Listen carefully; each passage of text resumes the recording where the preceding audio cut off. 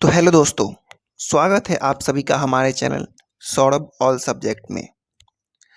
आज हम पढ़ने वाले हैं उर्दू भाषा का उद्भव और विकास या उर्दू भाषा का इतिहास लिखें। चलिए इस प्रश्न को हम कैसे बनाते हैं देख लेते हैं। अक्सर ये हमारे एग्ज़ाम बीए और एमए के परीक्षा में आते रहते हैं। तो चलिए स्टार्ट करते हैं। उर्दू रूह तक पहुँचने वाली भाषा है। यह एक ऐसी भाषा है जो गज़लों में ज़िंदगी को भर देती है। यही वजह है कि उर्दू में लिखे गए गीत, शायरी और नज़्म हमारे दिलों तक पहुँचते हैं। उर्दू एक इंडो आर्यन भाषा है जो इंडो यूरोपीय परिवार से आता है।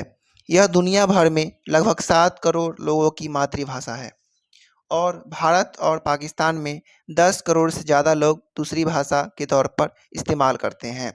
भारत में लगभग कहावत है, काफ़ी मशहूर है भाषाओं को लेकर। कहा जाता है कि हिंदी हमारी माँ है तो उर्दू हमारी मौसी है। इससे साफ होता है कि भारत में भाषाओं को कितना महत्व दिया जाता है। साथ ही इसमें उर्दू का महत्व किस तरह से है ये भी पता चलता है। उर्दू हिंदुस्तानी भाषा का एक ऐसा रूप है जिसे भारत और पाकिस्तान में अपनाया गया। उर्दू भाषा को जानने के लिए हमें इतिहास के पन्ना को भी पलट टटोलना होगा। उर्दू भाषा की गूंज दिल को भाती है। इसे तहजीब और तमीज़ की भाषा भी कहते हैं। इस भाषा के जन्म से जुड़े कई सिद्धांत हैं। कुछ भाषा मानते हैं कि उर्दू 6ठी शताब्दी की भाषा है, जबकि कई मानते हैं कि यह पश्चिम भारत में बोली गई ब्रिज भाषा से विकसित हुई है। कुछ अनुमान लगाते हैं कि भाषा की उत्पत्ति हरियाणवी भाषा से हुई है, जो दिल्ली सल्तनत के काल में बोली जाती थी। उर्दू के शुरुआती रूप में खड़ी बोली और पुरानी हिंदी का नाम दिए गए। फारसी को अपनी आधिकारिक भाषा बनाया था। पूरे मुगल साम्राज्य में भी ऐसा ही रहा। दिल्ली सल्तनत के दौर में 13वीं शताब्दी में एक प्रसिद्ध विद्वान अमीर खुसरो ने भाषा के विकास में महत्वपूर्ण योगदान दिया।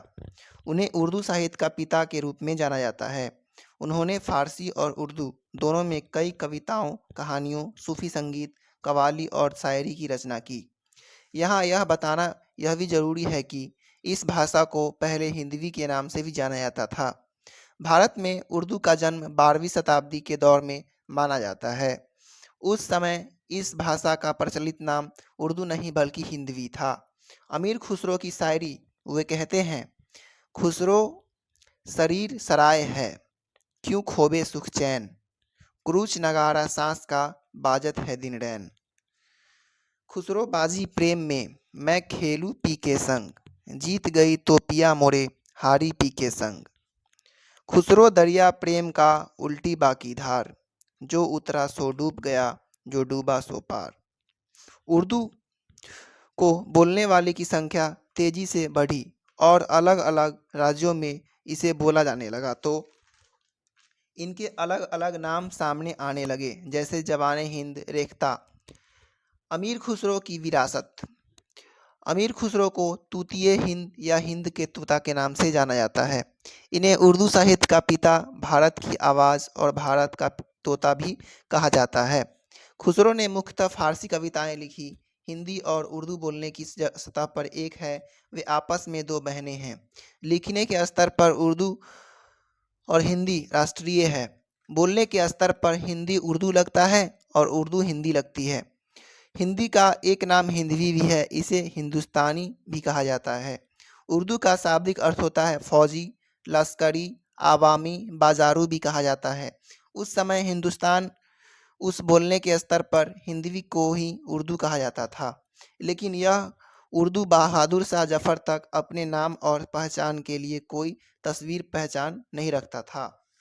बहादुर शाह जफ़र ने अपने दरबार में हिंदवी हिंदुस्तानी उन फौजी बोलियों को सर्वप्रथम उर्दू मोहल्ला का नाम दिया और अंग्रेज़ों के आगमन के बाद उर्दू मोहल्ला का नाम दिया। उर्दू साहित्य का इतिहास के सिलसिले में सुनीति कुमार चटर्जी ने भाषा में उर्दू भाषा की इतिहास में लिखा है, हिंदवी को हिंदुस्तान के अंदर ही बोली जाए। उर प्लस दू का मतलब उर का मतलब होता है दिल और दू का मतलब होता है दो, यानी उर्दू दो दिल की बात करते हैं। अमीर खुसरो लिखते हैं, खिचड़ी पकाई जतन से, चरखा दिया जला, आया कुत्ता खा गया, तू बैठा ढोल बजा। मतलब फूहड़ एवं मूर्ख व्यक्ति हर काम में हानि उठाता है। उर्दू शब्द का अर्थ है सेना की छावनी। भारत में उर्दू का जन्म 12वीं शताब्दी के दौर में माना जाता है। इस भाषा को पहले हिंदवी के नाम से भी जाना जाता था। मुस्लिम शासक जब यहाँ अपने सैनिक तुर्की से लाए तो वे दिल्ली के आसपास के इलाके में बनी छावनियों को विदेशी तुर्की छावनी को वे विदेशी तुर्की सैनिक उर्दू ही कहने लगे। धीरे धीरे हर किस्म की सैनिकों की छावनी को उर्दू कहा जाने लगा। सवाल यह है फिर एक भाषा के रूप में कैसे इस्तेमाल होने लगा। उर्दू में रहने वाले लोग इन सैनिकों की रोज़मर्रा की चीज़ों के लिए ज़रूरतों की पूरा करने के लिए सरकार की ओर से वहाँ आसपास के बाकायदा एक बाज़ार लगाया जाता था। जाहिर है कि बाज़ार लगने वाले छोटे व्यापारी थे, कोई विदेशी नहीं थे, वे यहीं के थे और यहीं की भाषा बोलते थे, यानी कि हिंदी बोलते थे। सैनिकों को हिंदी नहीं आती थी और व्यापारियों को सैनिकों की भाषा नहीं आती थी।